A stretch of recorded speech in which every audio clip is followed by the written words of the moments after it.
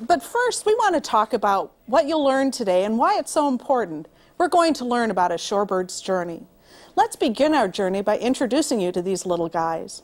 Have you ever seen a shorebird before? Shorebirds are a special type of bird.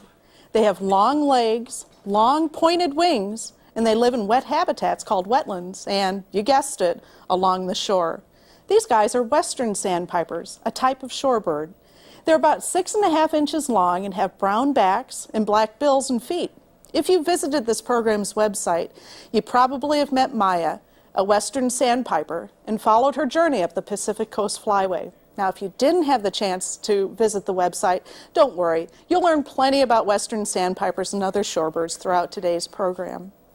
One of the most astounding things about shorebirds is their ability to fly thousands of miles each year. They make international journeys to their summer and winter homes. We'll talk much more about migration in the next hour, but for starters, most types of shorebirds winter or spend the cold months in Central and South America and migrate north in the spring. Gosh, that's nearly 5,000 miles that these little birds fly every spring. Maya and many other western sandpipers winter in Sinaloa, Mexico, and head to the Arctic tundra to breed each spring. We'll learn more about Sinaloa, Mexico later in the program.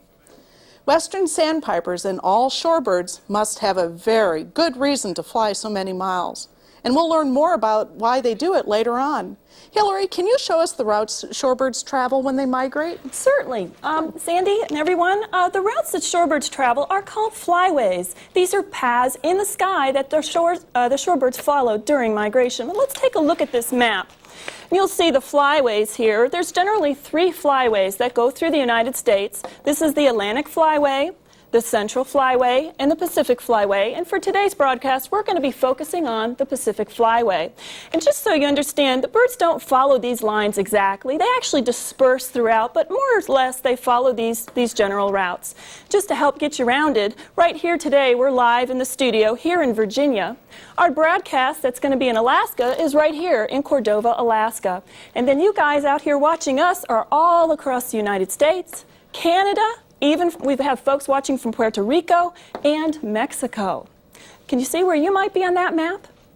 All right, getting back to shorebirds. As we said, Maya and western sandpipers begin their journey from Sinaloa, Mexico. But there are many other shorebirds and shorebird species that actually winter, that is, spend their time during the winter resting and feeding here in Central America and then throughout South America as well. Then on about March or April, these birds begin to migrate north. And for our western sandpipers, they cruise along the Pacific Flyway, going far, far, far, all the way up to the northern Arctic tundra of Alaska. But what's really critical and crucial here is the chain of wetlands that they must stop at to get enough food and a chance to rest before they continue on. And for western sandpipers, the Copper River Delta, right here, where we're going to be live today, is the most important resting spot for shorebirds. And over the last several weeks, hundreds of thousands of migratory shorebirds have been arriving in the Copper River Delta, which is near Cordova, Alaska.